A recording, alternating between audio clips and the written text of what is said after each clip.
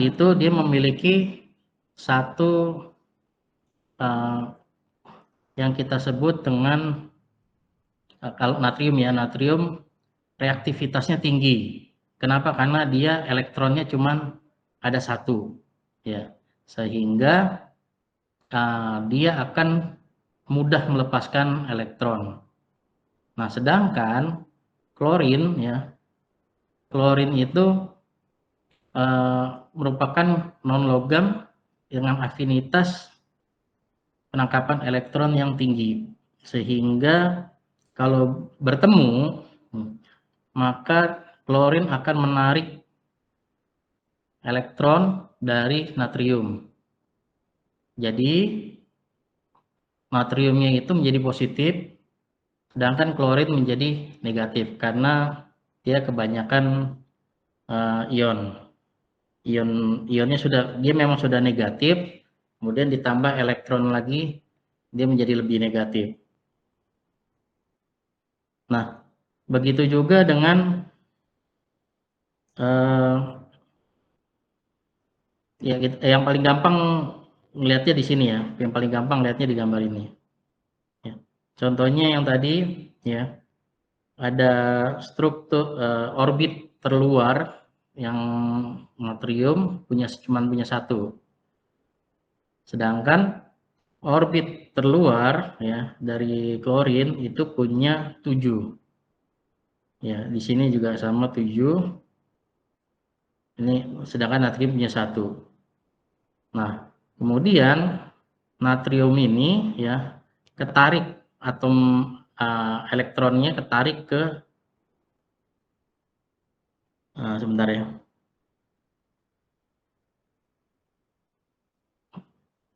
Natrium atomnya ketarik ke klorin, sehingga klorin ini memiliki nilai elektron sekarang di kulit terluarnya adalah 8. Sedangkan natrium ya, natrium itu lanjut yang klorin. Jadi klorin ini ketika dia mencapai 8, dia menjadi stabil ya. Awalnya dia 7, kemudian jadi 8, sehingga dia menjadi stabil. Nah, sedangkan natrium juga sama. Natrium awalnya nggak stabil gitu, karena dia memiliki atom terluar itu 1. Pada orbit ketiga ini dia cuma 1 nih. Nah, oleh karena itu ketika ditarik maka dia akan menjadi atom yang stabil. Dia mempunyai kulit luar, ketika ditarik sekarang tadinya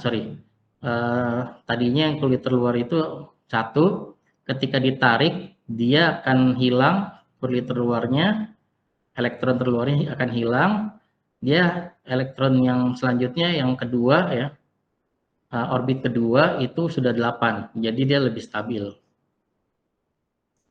Bentar.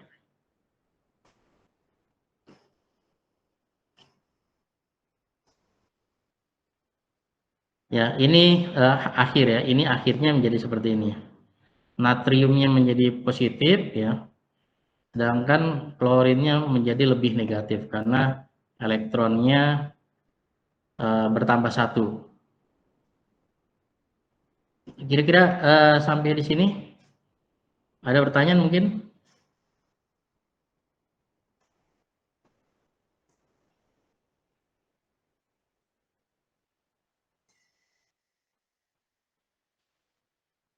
Gampang ya? Jelas ya? Jelas Pak, jelas. Oke. Kalau tidak ada pertanyaan, kita lanjut. Nah, kalau kita lihat susunan senyawa ionnya ya, ada namanya aturan oktet ya, yang menjelaskan bahwa untuk pembentukan natrium klorida ya, yang tadi sudah dibilang natrium akan melepaskan 1 elektron, sedangkan klorin akan menangkap 1 elektron.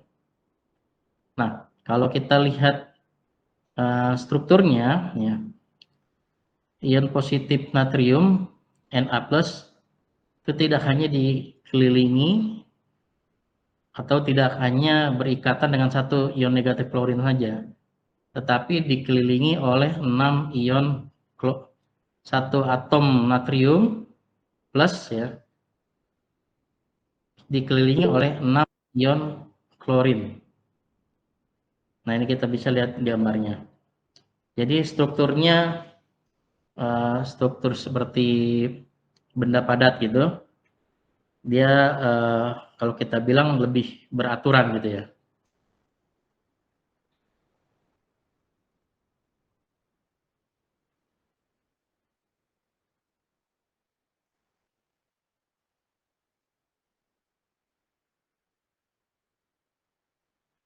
Nah,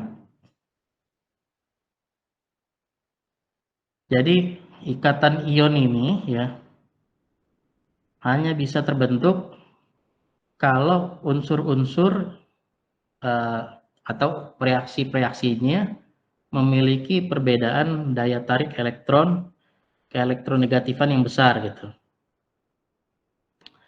Nah, maksudnya apa namanya hal itu jadi karena besar itulah jadi mudah untuk serah terima elektron. Ya, maksudnya perbedaan keelektronegatifan jadi antara positif sama negatifnya besar gitu. Sehingga dia akan ditarik. Ada beda potensial gitu, ada beda potensial kalau kita bilang besar, maka dia akan saling tarik menarik gitu ya. Nah, cuman yang ditarik adalah elektron. Kemudian aturan oktet juga ya. Aturan oktet juga kita bisa lihat hal ini jadi masing-masing ya, masing-masing natrium plus ya natriumnya tadi natrium yang awalnya apa namanya memiliki elektron di luar, sekarang ion natrium ya itu tidak lagi memiliki satu elektron itu karena udah diambil. Nah, ketika terjadi pengambilan itu ternyata itu mereka saling tarik menarik gitu, saling tarik menarik.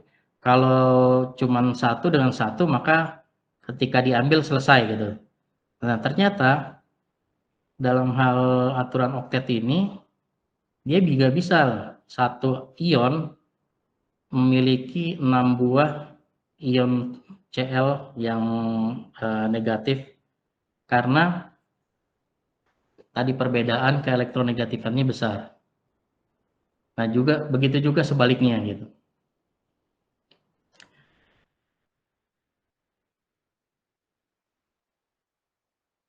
Kira-kira jelas untuk ngelihat dari susunan aturan oktet ini? Jelas, Pak. Oke. Ya, kemudian kita lanjut ke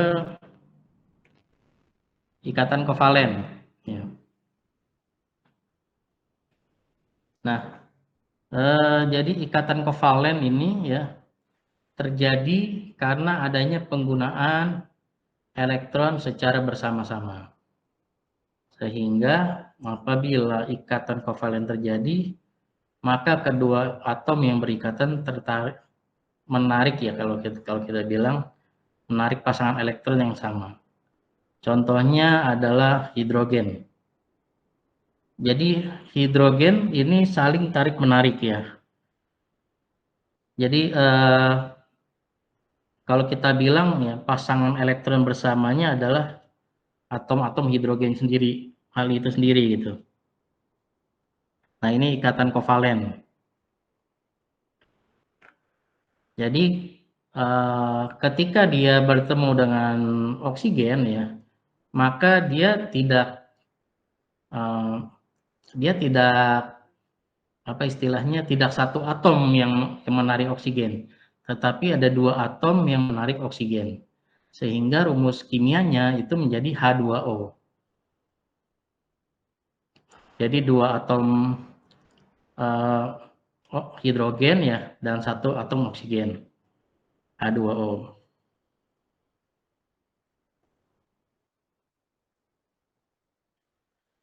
Nah, untuk mencapai konfigurasi oktet yang stabil ya, jadi masing-masing hidrogen itu memerlukan tambahan 1 elektron. Jadi hidrogen kan iniannya 1 ya, apa namanya, atomnya 1. Nah, supaya dia stabil ya, maka dia akan saling tarik-menarik antar hidrogen itu sendiri gitu. Sehingga masing-masing sekarang ya itu memiliki 2 elektron ya. Yang satu memiliki 2 elektron, yang satu lagi memiliki 2 elektron. Padahal sebelumnya ya atau sebenarnya mereka hidrogen hanya memiliki 1 buah elektron. Nah, sehingga apa sebutannya, konfigurasi oktet yang stabil dapat dicapai dengan penggunaan elektron bersama. Ini ya kalau kita bilang ya, apa namanya, hidrogen ini cukup spesial gitu. Karena dia apa istilahnya, elektronnya 1 ya, elektronnya 1, kemudian dia bertemu dengan hidrogen yang lain dan mereka akan saling tarik menarik gitu, saling melengkapi lah kalau kita bilang ya, saling melengkapi.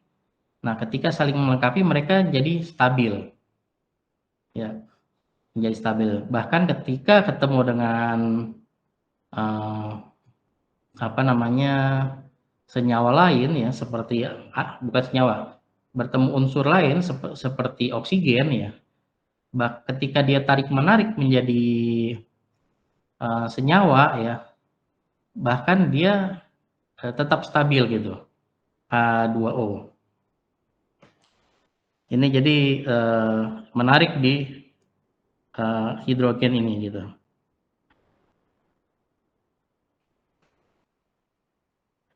Kira-kira sampai di sini mungkin ada pertanyaan?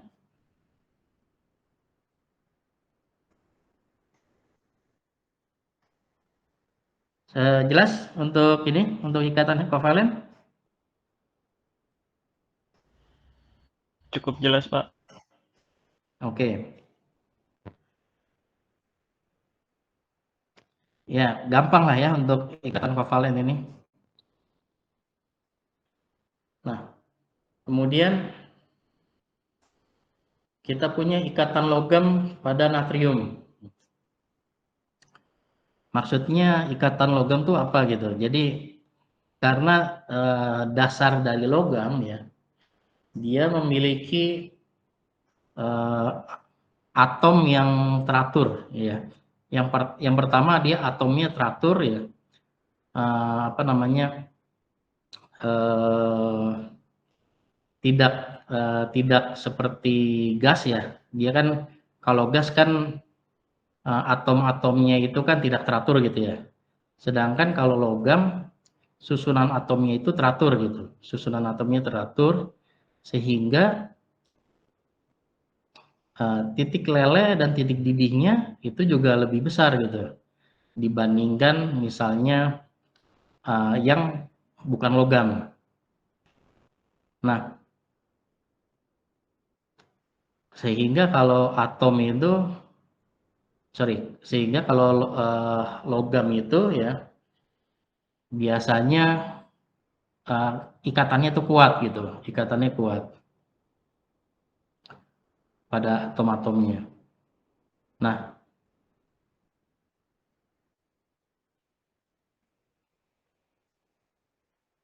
natrium ini dia memiliki struktur elektronik.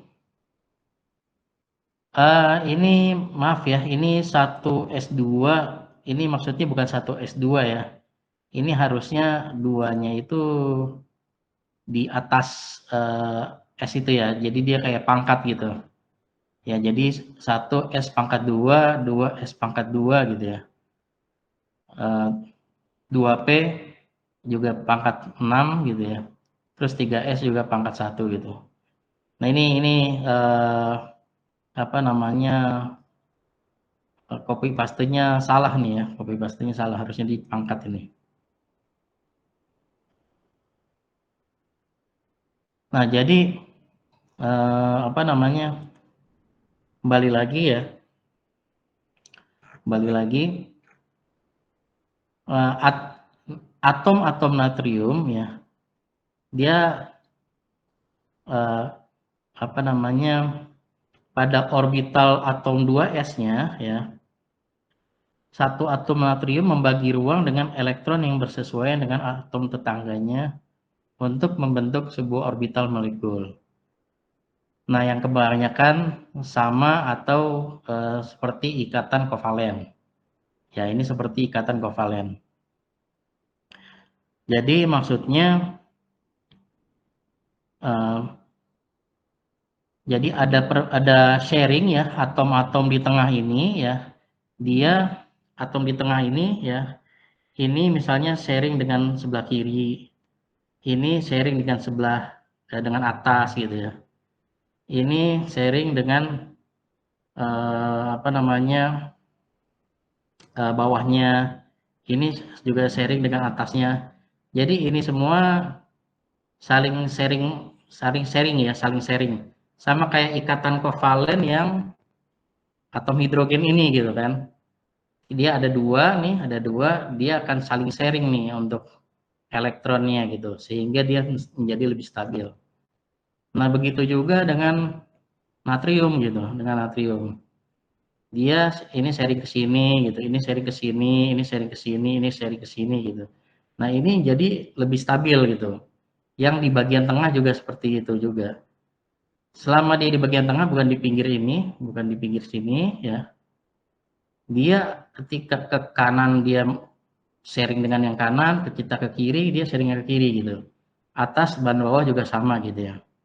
Sehingga dia akan tersentuh dengan 8 atrium, dengan 8 atom natrium yang lainnya gitu. Jadi semuanya sharing gitu. Di orbital 3s juga sama begitu. Eh, di di sini ya, orbital 3s-nya. Dia juga sama, dia sharing juga tapi dengan yang lainnya ya.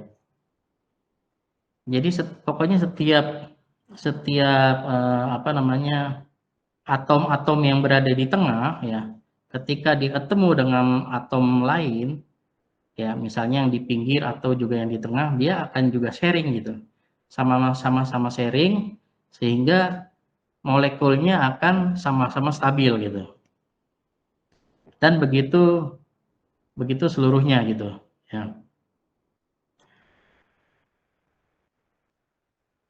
Nah, jadi elektron ya, elektron karena dia logam ya. Jadi kenapa dia apa namanya, kenapa dia jadi logam gitu? Karena dia elektron itu mudah mudah bergerak gitu dengan adanya orbital-orbital yang saling apa ya, saling saling sharing lah gitu, saling sharing begitu. Nah, saking mudahnya dia bisa lepas gitu dari atom induknya. Nah, itu disebutnya sampai dia terdelokalisasi.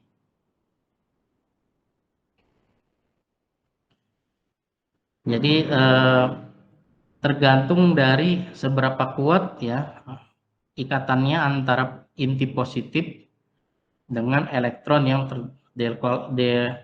terdelokalisasinya itu. Kalau dia kuat, maka dia akan bisa ketarik gitu. Kalau dia lemah ya, maka dia tidak akan mempengaruhi lah kalau kita bilang begitu.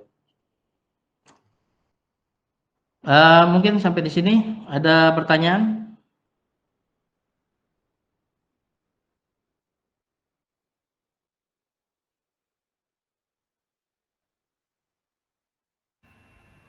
Belum ada Pak, sepertinya. Oke. Oke, kalau belum ada, kita lanjut ya. Oh iya, saya lupa ya. Maaf ya, ini kembali ke apa namanya ikatan kovalen ya. Saya lupa apa namanya untuk yang ikatan kovalen ini. Jadi ada namanya pembentuk ikatan kovalen. Maaf ini saya lupa taruh di ini di apa presentasi ya. Mungkin nanti apa namanya saya revisi dulu gitu ya nanti sebelum saya sharing ya. Jadi kalau ikatan kovalen itu biasanya kan antara unsur-unsur non logam gitu ya yang memiliki keelektronegatifan relatifnya besar. Nah, tapi juga terbentuk karena adanya proses serah terima elektron yang tidak mungkin terjadi. Contohnya apa?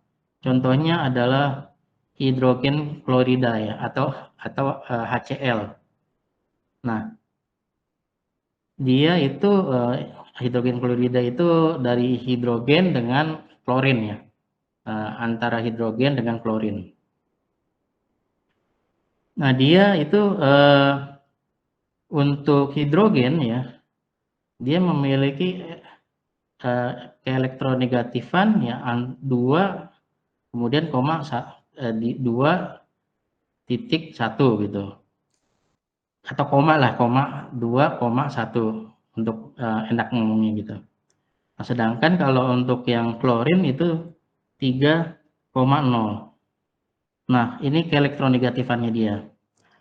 Nah, konfigurasi elektron hidrogen ya di itu hidrogen itu 1. Jadi satu elektron, sedangkan di Cl itu ya kulit pertama itu 2, kulit kedua itu 8, kulit ketiga itu adalah 7. Nah, karena dia 7, dia kan nggak stabil nih. Dan hidrogen juga karena 1 dia juga nggak stabil, maka ketika dia bertemu maka dia akan saling melengkapi. Jadilah dia atom HCl. Atom. Jadilah dia HCl. Ya, senyawa HCl. Nah, kalau dari aturan oktet ya, mereka sama-sama butuh 1 buah elektron ya. 1 buah butuh elektron untuk mencapai konfigurasi golongan gas mulia. Ya, atau mungkin kita bilangnya lebih stabil ya untuk mencapai konfigurasi yang stabil deh gitu. Kalau kita melihat dari segi elektronegatifannya. Cuman klorin ini elektronegatifannya lebih tinggi dibandingkan hidrogen gitu. Nah, cuman seharusnya secara otomatis dia bisa menarik elektron hidrogen, tetapi ya, tetapi dia juga sama, dia juga memiliki nilai keelektronegatifannya sendiri gitu. Sehingga supaya stabil, ya masing-masing mereka itu saling istilahnya menyumbangkan lah, saling menyumbangkan. Yang kalau kita bilang jadi saling memberi gitu ya, saling memberi sehingga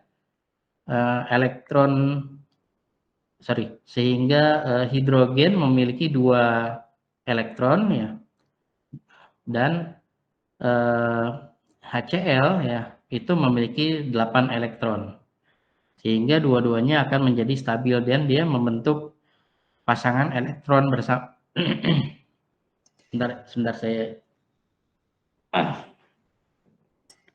ya, jadi dia membentuk pasangan elektron bersama gitu. Nah, ini yang kita sebut dengan pembentukan ikatan kovalen ya. Mungkin ada pertanyaan sambil saya izin minum sebentar ya.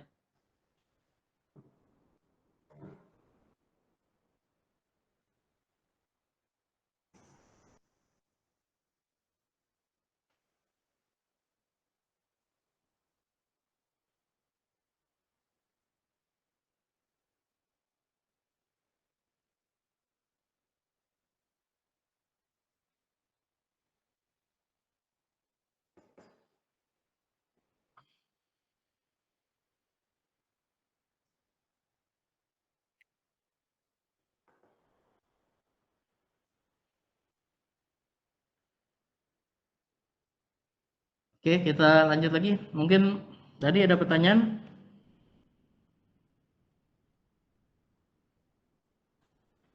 Sudah jelas? Sudah Pak, sudah. Oke, kalau sudah jelas, kita lanjut.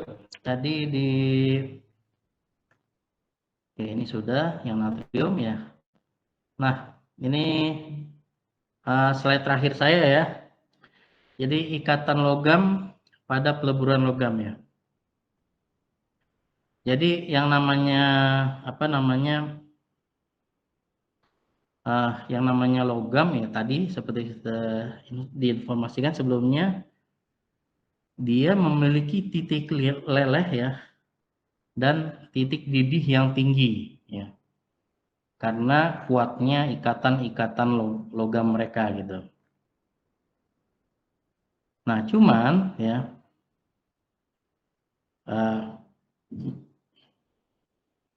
cuman tetap ada. Jadi ikatan logam itu ketika dia meleleh gitu ya, struktur struktur atomnya itu udah rusak gitu. Struktur susunan atomnya itu sudah rusak. Maksudnya strukturnya seperti apa?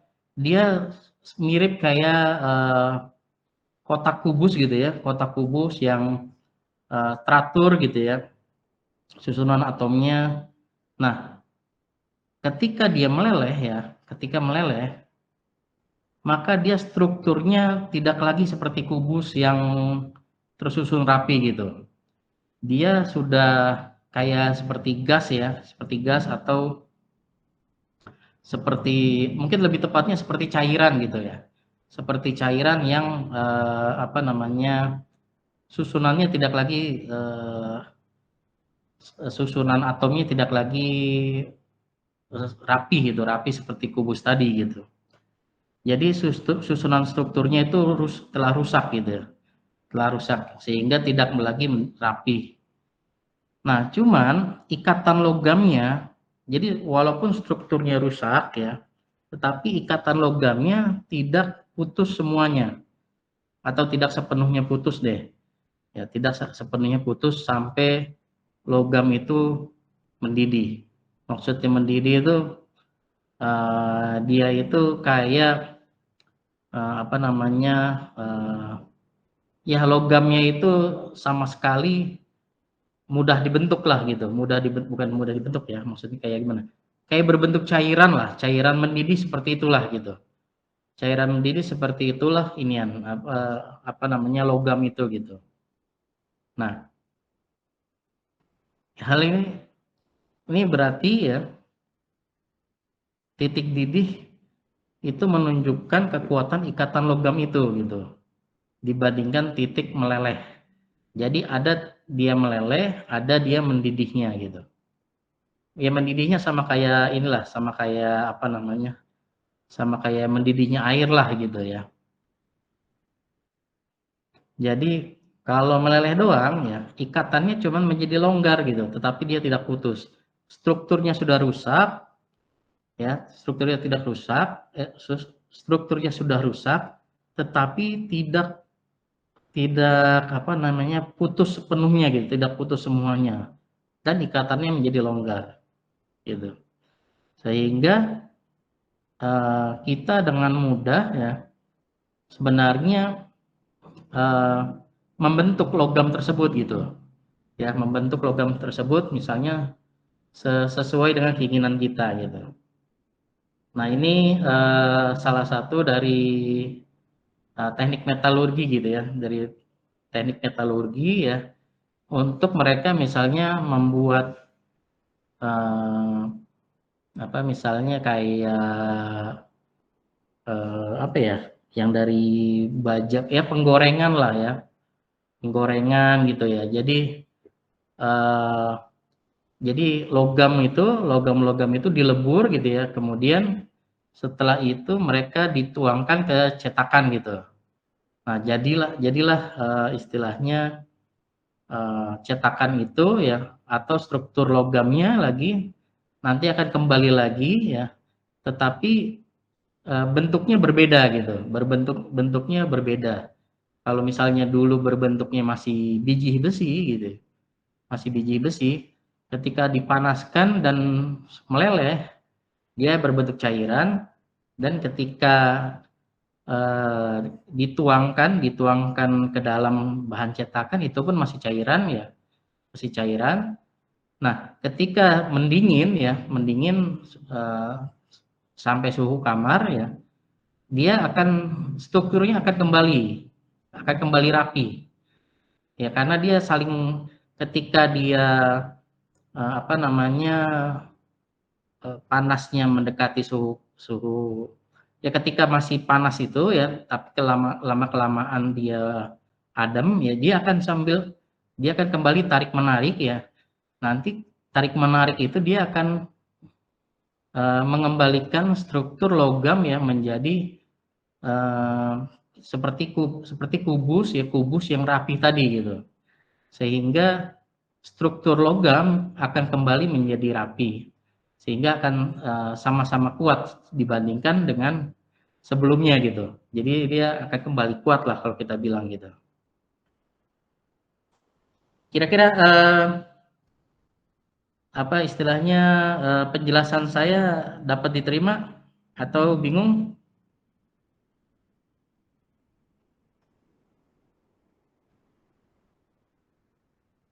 Atau sudah jelas untuk penjelasannya? Cukup jelas, Pak. Cukup jelas, Sangat Pak. jelas, Pak. Ya, Cukup jelas, Pak. cukup jelas, Pak. Ya? Cukup, Pak. Oke. Oke, eh, ini saya penjelasan terakhir saya ya. Sebelum saya tutup, saya sebentar izin untuk bikin ininya dulu, absensinya dulu sebentar ya.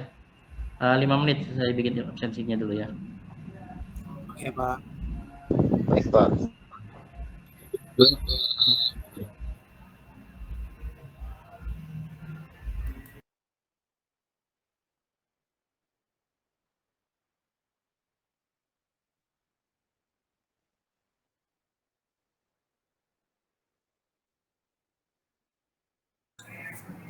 Kemungkinan enggak, Pak, kalau Mas Aris.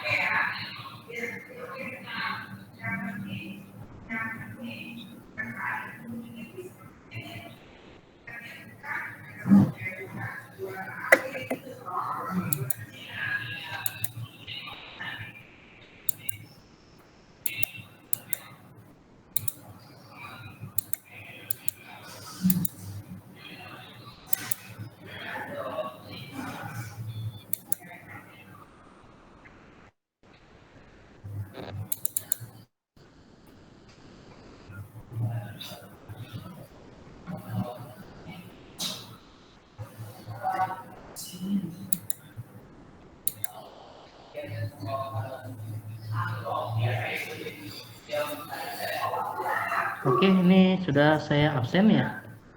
Oke, ya gimana Mas Alif ya? Gimana Mas? Halo?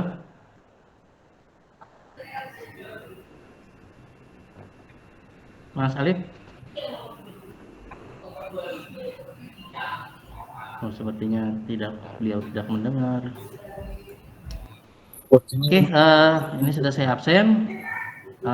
Tadi mohon maaf tadi belum ada yang belum masuk ya filenya, jadi saya perbagi dulu sebelumnya. Kalau ada pertanyaan silakan disampaikan di